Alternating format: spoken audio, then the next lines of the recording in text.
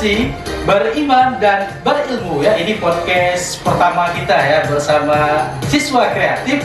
Yaitu siapa? Silahkan perkenalkan diri. Perkenalkan teman-teman, nama aku Rahma Sarita, kalian bisa panggil aku Rita. Ya, Rahma Sarita ya. Saya lupa mengenalkan diri tadi ya. Nah, tak kenal maka tak sayang ya. Seharusnya saya tadi yang kenalkan diri dulu. Oke, saya kenalkan diri dengan sebuah pantun ya. Banyak anak berlari-lari, Cakep. lari terjatuh, menginjak kayu. Cakep. Perkenalkan, nama saya Fajar Bahari, muka Cina tapi Melayu. Ini ya kalau dilihat dari tepi sini kan wajahnya wajah macam Chinese gitu kan. Kalau lihat dari depan macam orang Dayak, cuma siapa sangka orang Melayu ya. Udah kenal dengan Bapak? Udah ya. Kayaknya di sini dosa Bapak ya abang aja ya. Oke Pak, oke Bang. Oke Bang gitu. Oke, Pak. Wis, berani dia. Oke, di sini saya udah bersama Duta Genre ya, Kabupaten Kapuas Hulu. Ini udah ada di apa? Udah ada di selempangnya ini ya. Genre Kabupaten Kapuas Hulu. Siapa panggilnya ini? Rita atau Rahma? Rita. Oh, saya familiar dengan Rahma biasanya ya. Tapi ternyata namanya adalah Rita. Jadi Rita ini adalah pemenang Duta Genre nomor 1 ya. Iya, Pak. Kalau dulu Duta Genre itu ada dua cabang, ada masyarakat, ada pendidikan. Sekarang Gabung, Pak. gabung langsung. Nah, jadi juara 1 dua-duanya itu. Nah, sebagai juara 1 ini ya, menurut Rita ini bagaimana bisa ikut Duta Genre ini? Saya mau tanya dulu gimana nih prosesnya? Ya. Pertama, mulai tertarik sama genre saat forum genre melakukan sosialisasi di Semansa. Terus tertarik kan, sering ikut kegiatan di luar sekolah, contohnya educamp, ProPM, terus pelatihan menjadi fasilitator. Sama Karanita, dia juga Duta Genre Kapuas Hulu tahun 2020. Kebetulan dia juga alumni Semansa, teman-teman. Nah, dia menyarankan untuk ikut audisi duta. Di situ aku tertarik dan mulai mempelajari materi genre, terus mempelajari program BKKBN, mempelajari pengetahuan umum serta public speaking. Nah, pada tanggal yang sudah ditentukan, dilaksanakanlah audisi Duta Genre ini yang berlangsung selama 2 hari di Dinas Kesehatan, Pak. Nah, dalam 2 hari ini kami dinilai dari cara ngomong, cara menyampaikan pendapat, berdebat, makan, minum, berdiri, duduk, pokoknya dari atas rambut sampai ujung kaki itu dinilai. Waktu pertama melihat kontestan lain aku sempat insecure karena kayak merasa bisa nggak sih aku bersaing sama mereka gitu kan. Tapi aku tetap percaya diri gitu kan, nggak mau insecure, nggak mau kayak istilahnya mengalah sebelum bertanding lah. Nah, tibalah hari puncak yang dimana pengumuman penentuan dutanya kan. Oh iya. Nah, dipanggillah nama aku, masuk 3 besar nih. Aku, Dea, sama Tia. Aku sama Tia itu emang udah partner genre, Pak. Dari pelatihan fasilitator itu sama-sama terus gitu. Oh, iya. Dan pas pembagian penentuan juara 1-2-nya juga kami berdua tuh suruh hadapan kan untuk penentuan 1-2. Nah, ternyata di situ aku speechless, nggak nyangka karena ternyata aku bisa bersaing sama teman-teman dari seluruh Kapuas Hulu yang aku rasa benar-benar aku akui mereka itu berpotensi, Pak. Wawasan mereka juga luas. Gitu. Ya benar, terkadang kita itu lebih memikirkan orang lain, lebih berpotensi dari kita, padahal kita tidak tahu, ternyata dalam diri kita itu ada potensi yang lebih yang bisa dikembangkan seperti itu.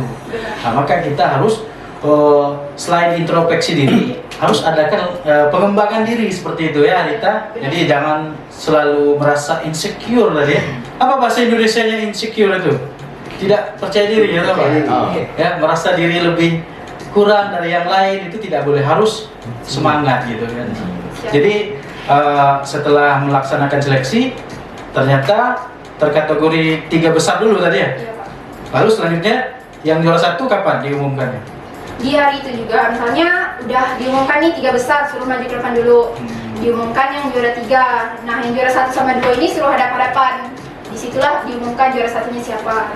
Jadi yang diumumkan adalah Saya. Rahma Sarita ya, juara 1 Duta Genre maupun itu dari jenis pendidikan atau masyarakat. Jadi udah digabung sekarang ya. Oke, itulah Duta Genre kita dari SMA Negeri 1 Kapuas Hulu ya, delegasi Kapuas Hulu. Nanti sebelum kita bertanya jauh ya, bisa nggak jelaskan ke kawan-kawan sebenarnya apa sih duta genre itu? Banyak yang nggak tahu loh tadi. Bahkan ada yang bilang duta genre, harusnya kan genre itu singkatannya dari apa? Itu jelaskan ke kawan-kawan semuanya tentunya. Oke, jadi duta genre itu merupakan role model atau panutan yang baik untuk masyarakat, terutama remaja, dalam hal yang baik dan membantu merealisasikan tugas BKKBN dalam pencegahan stunting, pencegahan nikah dini, seks pranikah, dan penyalahgunaan narkoba. Seperti itu.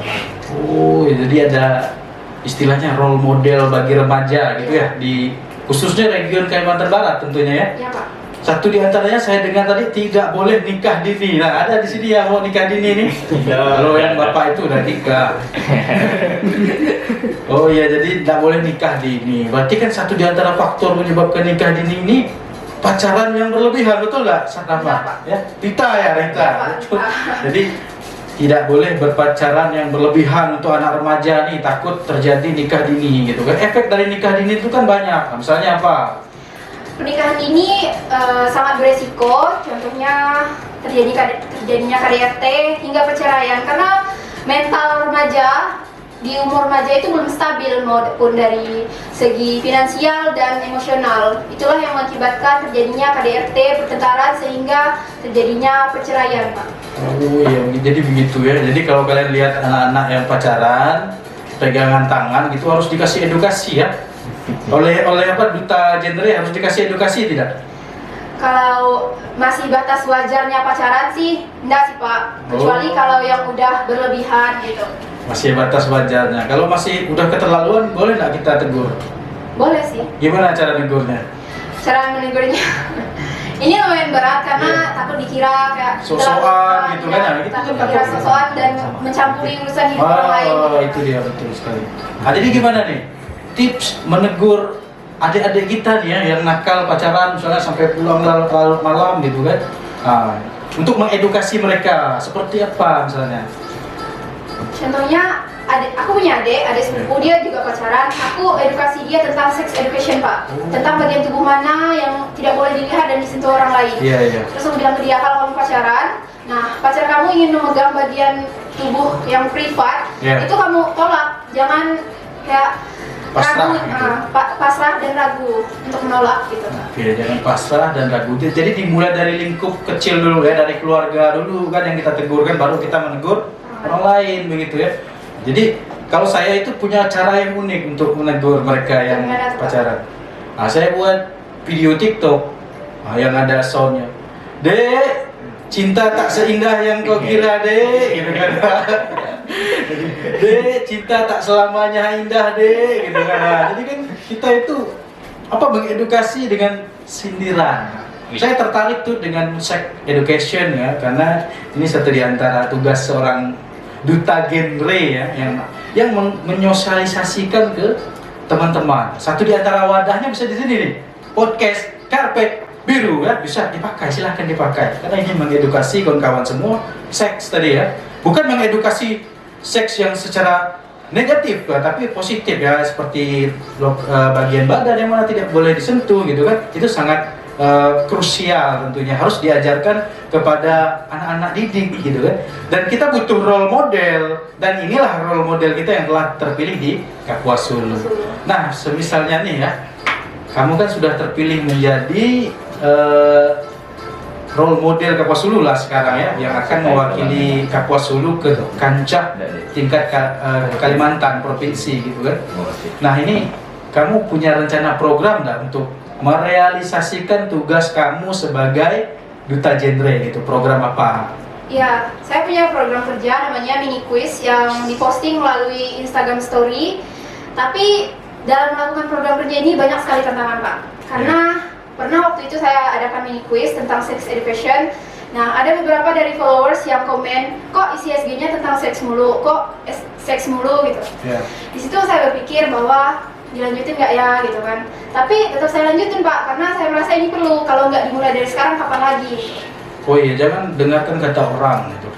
Boleh kita dengarkan tapi disaring dulu, difilter dulu. Kira-kira ada hal positif nggak yang bisa kita akultrasikan untuk mendukung program kerja yang dilaksanakan gitu ya?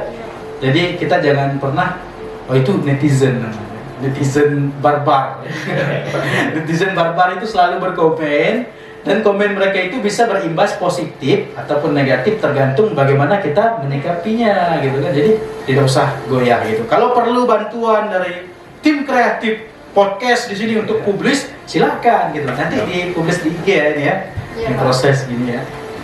Nah, selain itu juga program tersebut itu kan dari sosial media ya untuk menyosialisasikan ke masyarakat. Kendalanya apa saja?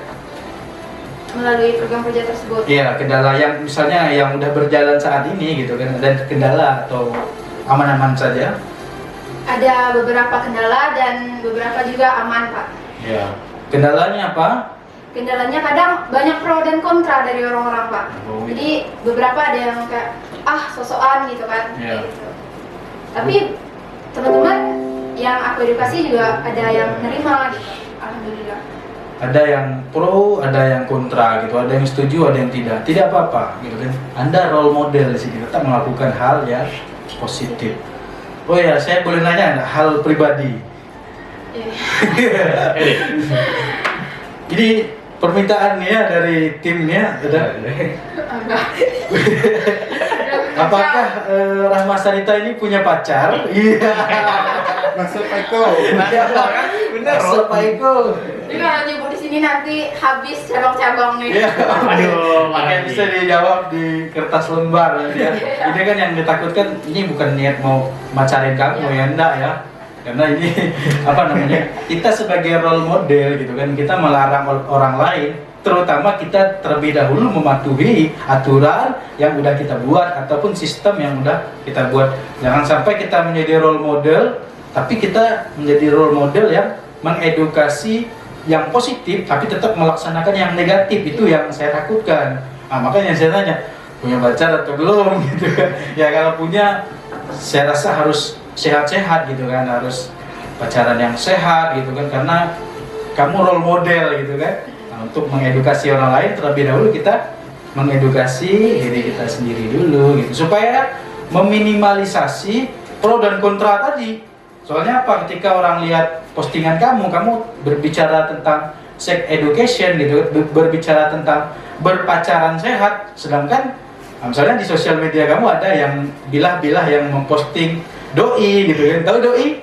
Tahu. Apa sih kata doi? Dia orang istimewa. Dia orang istimewa. Istimewa bisa apa? Aku padamu gitu kan. Ingat dek, cinta tak seindah yang kau bayangkan dek gitu kan. Nah itu selalu saya rasa ini apa ya? Di TikTok itu bisa mengedukasi juga. Jadi harus buat konten yang mengedukasi, baik itu secara sindiran ataupun memang udah terprogram gitu ya. Iya, Pak. Jadi next kamu akan ke Kalimantan gitu ya, ke tingkat provinsi gitu kan. Nah sekarang lagi dalam proses apa? Ke Kalimantan untuk ke tingkat provinsi itu lagi ada proses apa gitu? Proses menyelesaikan program kerja dan juga memperbaiki public speaking serta mendalami materi genrenya, Pak. Oke, public speaking ataupun kemampuan berbicara. Belajarnya sama siapa? Pak Fajar. Bukan. Guru bahasa Indonesia, satu diantaranya saya gitu kan. Saya enggak bagus-bagus amat sih public speakingnya, cuma saya punya berbagai macam teknik nih yang bisa kamu pakai ya. Iya, Pak. Nanti kita belajar sama-sama lagi. Teknik jidat ada juga ya. Oh, teknik apang aloe ada juga. Teknik ancaman ada. Ya, jadi public speaking, kemudian selain public speaking ada lagi proses yang lain, program kerja. Misalnya ada kegiatan Zoom meeting gitu masih ada. Sosialisasi, Pak. Sosialisasi di bagaimana itu? Sosialisasi ke Pick Air di Kapas Hulu. Contohnya kan di SMA 1 ada Pick Air Sahabat Semansa. Oh iya, tahu. Nah, mengunjungi Pick Air di Kapas Hulu gitu, Pak. Jadi Pick Air itu adalah bagian dari tanggung jawab genre. Iya, Pak. Oh iya, jadi berhubungan ya ternyata. Genre ini mengajari atau menyosialisasikan ke Pick Air, kemudian implementasi dari program itu nanti dijalankan oleh Pick Air. Iya. Gitu. Kenapa namanya genre, duta genre ya, bukan duta Pick Air? Nah itu kenapa tuh? Karena yang menaungi PIKR ini adalah genre, Pak. Yang Jadi, benar. iya. Iya, oke. Lalu? Maka itulah disebut duta genre, Pak. Makanya disebut duta genre. Genre. Jadi genre, ya. Jangan salah kamu deh. Genre ini. Oke, baik. Sekarang ada lagi nih pertanyaan. Apa yang perlu dipersiapkan ya jika ingin menjadi duta genre seperti kakak? Ini pertanyaan dari Dek Fadil nih. Oke, baik. Untuk menjadi duta genre yang perlu kita siapkan itu adalah percaya diri yang pertama, terus kemampuan public speaking, penguasaan materi genre, berperilaku baik, dan dapat berbaur dengan orang lain. Buat teman-teman yang ingin jadi duta tapi merasa insecure karena tinggi badan, berat badan, mungkin itu jangan ya, karena dalam pemilihan duta genre itu tidak dipakai. Jadi mereka lebih mementingkan intelektual daripada kesempurnaan fisik, Pak.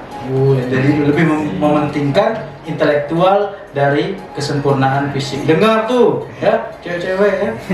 Jangan melihat fisik doang ya, lihat ya apa brainly quality. Yes. Kualitas nih otaknya juga perlu gitu kan, ganteng-ganteng rupanya bang kerja bang gitu kan, udah nikah gitu kan, tapi nggak boleh nikah dini ya, kita harus nikah sesuai umur. Umurnya berapa sekarang Rahma? 16, Pak, jalan 17. Jalan 17, saya juga 6 jalan 7, hampir sama gitu ya. Tapi 26 jalan 27. Masih muda juga, beda 10 tahun ya, tidak jauh-jauh amat lah ya. Masih apa ya, masih bisa nongkrong gitu, enjoy kalau dengan saya.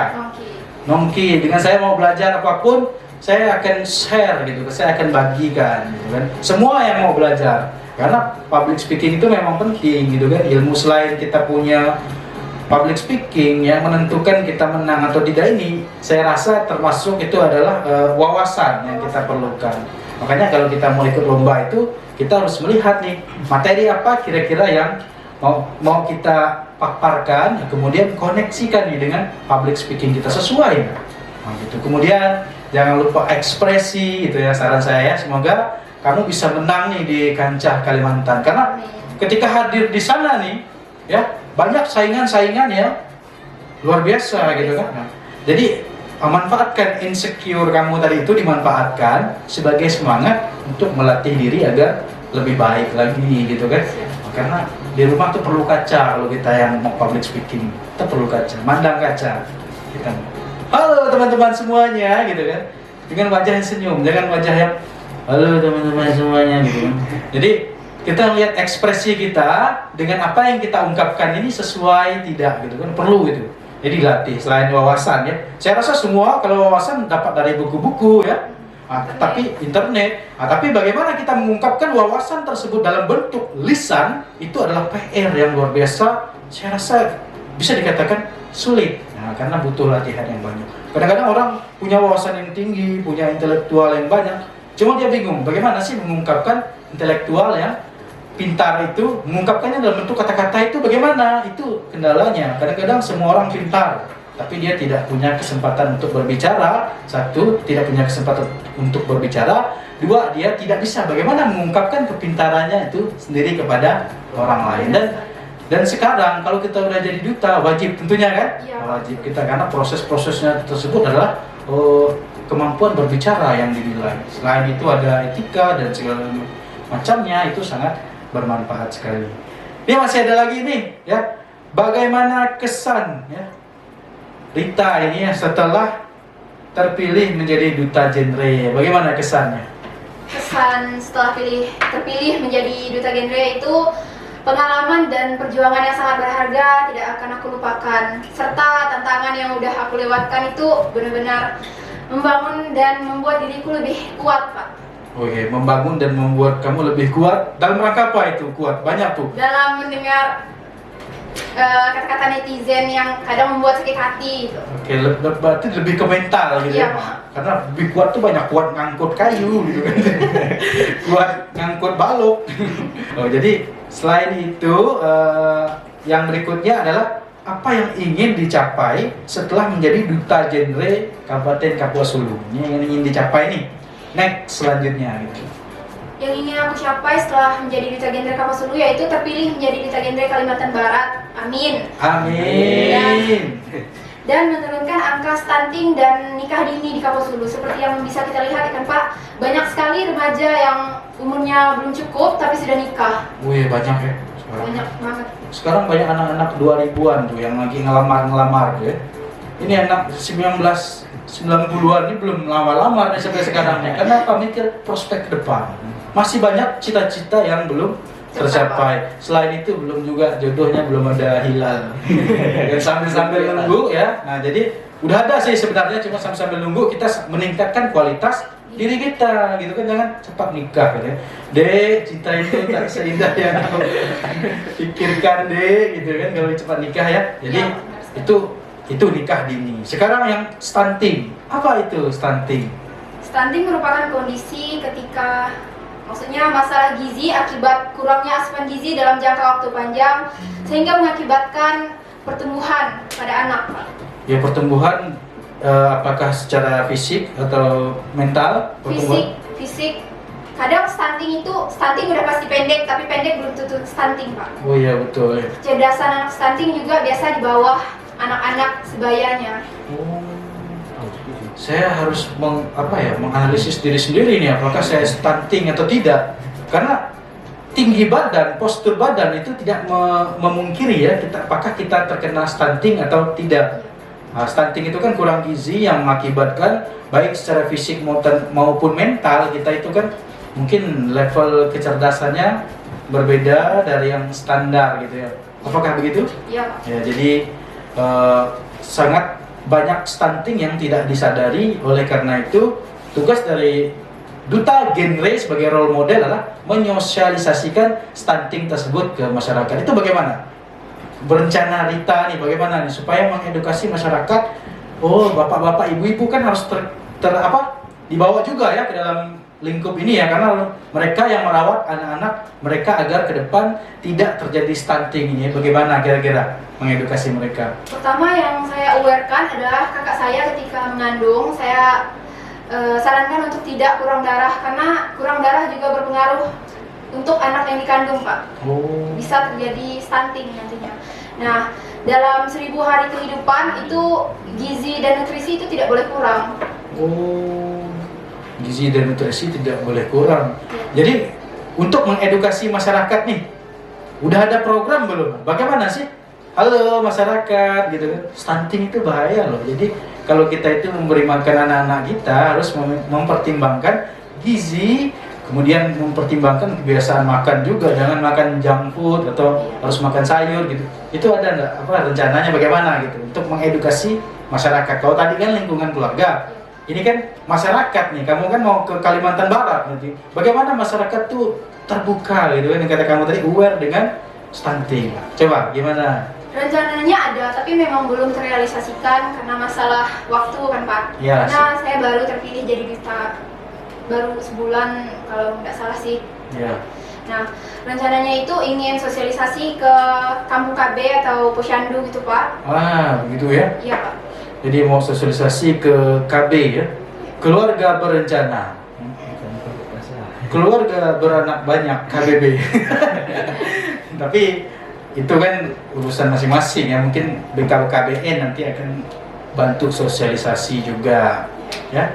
Jadi itu adalah tadi ya Rita. Dan yang terakhir nih, ada lagi tadi kan udah yang ingin dicapai ya. Yang terakhir ini adalah apa harapan kakak ini? Ya, pertanyaan dari Dek Fadil ya, untuk genre Kapuas Hulu ke depannya. Harapan. Kalau tadi kesan ini harapan. Apa sih? Gitu kan? Apakah bangun gedung genre gitu kan? Oke, silakan. Harapan aku untuk genre Kampus Hulu itu menjadi lebih aktif dan berkembang sehingga genre ini bisa sampai ke pelosok-pelosok di Kampus Hulu, Pak. Agar teman-teman di pelosok Kampus Hulu itu bisa merasakan dampak dari genre itu. Dan mereka tuh itu paham gitu tentang pentingnya perencanaan masa depan. Oke. Ada lagi? Itu sih, Pak. Oke, jadi supaya kita semua itu paham ya dengan apa yang disebut dengan duta genre ya. Generasi berencana ya, genre itu generasi berencana. Kalau KB keluarga berencana. Kalau anak dari keluarga berencana itu melahirkan anak, anaknya jadi genre. Nah, generasi berencana. Jadi harus Walaupun rencana itu hanya direncanakan oleh manusia, Tuhanlah yang menentukan, tetapi hal yang direncanakan itu selalu terselesaikan dengan baik, tercapai dengan baik, meskipun terkadang tidak sesuai dengan rencana. Ingat ya, hal yang direncanakan saja bisa saja gagal, apalagi hal yang tidak direncanakan sama sekali, besar kemungkinan kegagalannya. Jadi mungkin sampai di sini dulu ya, kita sudah 25 menit bersama di sini. Mungkin nanti akan ada sesi berikutnya ya, akan diundang ke sini lagi ketika kamu telah memenangkan lomba di kancah provinsi sana. Amin. Ya rabbal alamin. Nanti kalau anak didik saya nih, kalau latihan dengan saya nih ya, minimal juara 3, maksimal juara 1.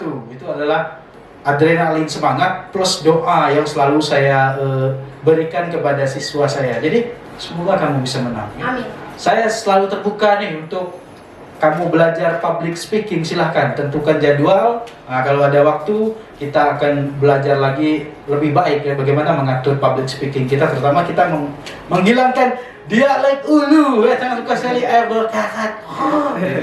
Jadi harus kita hilangkan. Kemudian ada lagi logat-logat lainnya yang harus kita hilangkan karena itu jadi penilaian juga gitu kan, karena begini-begini saya juga pernah menjadi juri.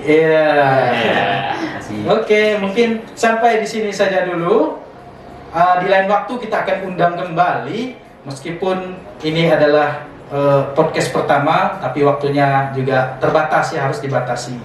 Baik, untuk sesi berikutnya, mungkin ada lagi yang lain mau nanya? Tidak ada lagi? Tidak ada? Oke. Puasa ya, bentar lagi buka puasa ya. Oke, saya tutup dulu. Terima kasih Rahma Sarita. Tepuk tangan untuk Rahma Sarita. Selamat ya, semoga menang lagi di kancah Kalimantan Barat. Doa kami semua menyertaimu. Terima kasih semuanya. Salam Karpet Biru, kreatif, berprestasi, beriman, dan berilmu. Terima kasih Rahma Sarita. Sama-sama Pak.